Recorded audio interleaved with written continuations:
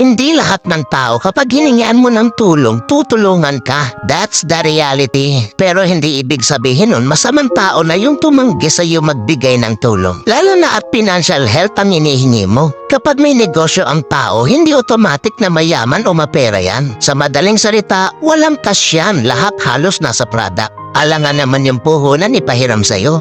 Huwag po natin i-normalize yung ganyang ugali na inoobliga yung hinihingian. Kapag may naitulong, thank you. Kung wala, move on. Walang responsibilidad ang tao sa'yo. That's a fact, not unless. Lahat ng tao may problema sa mundo. Hindi mo lang alam kasi nakapokus ka sa problema mo. Kaya kapag natanggihan ka, huwag magdamdam. Intindihin mo din yung taong hinihingian mo ng tulong. At the same time, bago ka humingi ng tulong, tulungan mo din ang sarili mo. Dahil di palagi may ibang tao na tutulong sa'yo.